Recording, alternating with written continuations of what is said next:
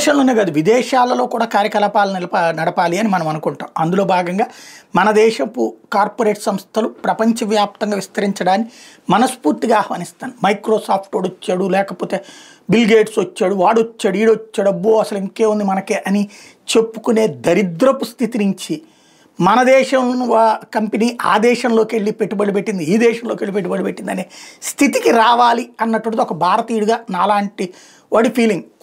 అందరూ ఇట్లా ఉండకపోవచ్చు, నాలాంటి కొంతమంది అతిగాళ్ళు ఉండొచ్చునేమో. ఎందుకంటే నాకైతే నా దేశపు వ్యాపారవేత్తలు ప్రపంచమంతా విస్తరించాలని కోరుకుంటాను. అందులో భాగంగా ఇక్కడ ఎదగితేనే కదా అప్పుడు సాధ్యమయ్యేటటువంటిదని కోరుకుంటాను. ఇప్పుడు తాజాగా టాటా మోటార్స్ వచ్చేటప్పటికి ఇటలీలోని అగ్నెల్లి ఫ్యామిలీకి సంబంధించినటువంటి సంస్థని ఎక్వైర్ చేసుకోవడానికి ఓకే చేసింది.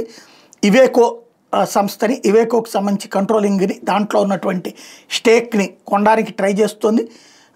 టాటా గనక ఇది సక్సెస్ అయితే గ్లోబల్ కమర్షియల్ వెహికల్ ఫుట్ ప్రింట్లో మన అడుగన్నది పడుతుంది. యూరోపియన్ ఎక్స్పాన్షన్ మన దేశానికి సంబంధించి సాధ్యమవుతుంది. ఇప్పటికే మహేంద్ర ప్రపంచంలోని దేశాలకు సప్లైలు చేస్తుంది. అలాగే మనకు సంబంధించినటువంటి స్టీళ్ళు విదేశాల వాళ్ళు ఉన్నటువంటి బిట్టల్ లాంటి వాళ్ళు మనోళ్ళే అక్కడికి పోయారు, ఇక్కడ హింసను తట్టుకోలేక. బట్ ఇప్పటికీ మన దేశం మీద ప్రేమను చూపెడుతూ ఉంటారు. అట్లాంటి రాబోయే రోజులు మరింత ఎదుగుదల అవకాశం ఏర్పడుతుంది.